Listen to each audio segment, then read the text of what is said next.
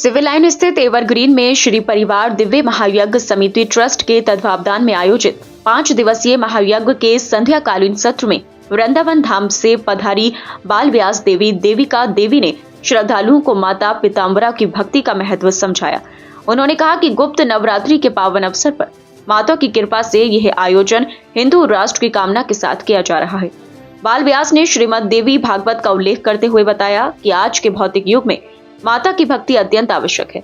जीवन की भागदौड़ में धन, विद्या और सुरक्षा की आवश्यकता होती है, जिसके लिए लोग माता लक्ष्मी, सरस्वती और दुर्गा की पूजा करते हैं, किंतु माता पीताम्बरा की भक्ति इन सभी का समावेश है, जिससे सभी इच्छाओं की पूर्ति होती है।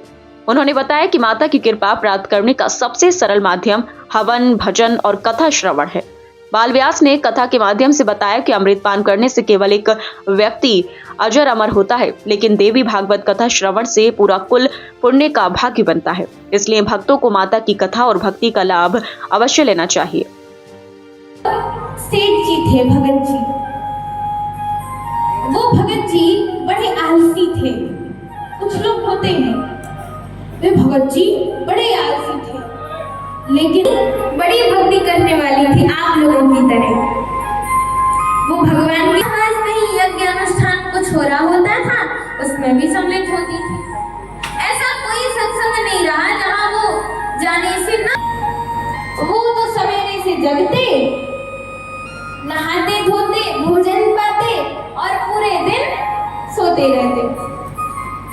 एक दिन पत्नी ने भी सोचा कि पूरे दिन सोते रहते, कुछ काम धाम तो इनके पास है नहीं, एक काम करती हूँ, आज इन्हें बहुत अच्छी कथा चल रही है, श्री परिवार के द्वारा यज्ञ का भी आयोजन रखा गया है।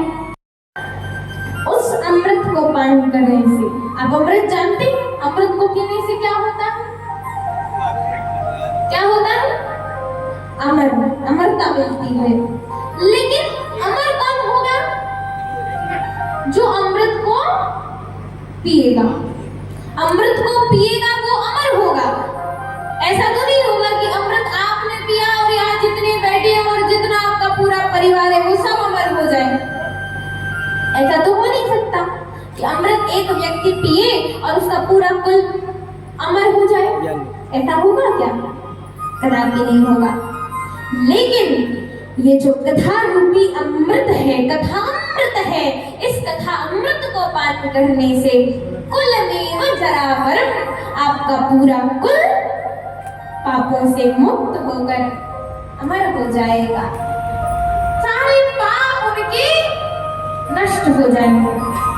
कुलमेव जरावरम, आपका पूरा कुल पवित्र हो जाएगा, पूरे कुल के पाप नष्ट हो जाएंगे, सब पवित्र हो जाएंगे। तो ये है कथा की महिमा।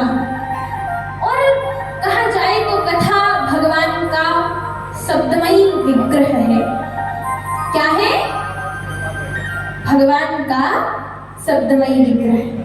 देखिए, मूर्ति होती है भगवान की, दुर्गा माता की मूर्ति हुई, कन्हैया की मूर्ति हुई, राधा जी की मूर्ति हुई, कई मूर्तियां होती हैं।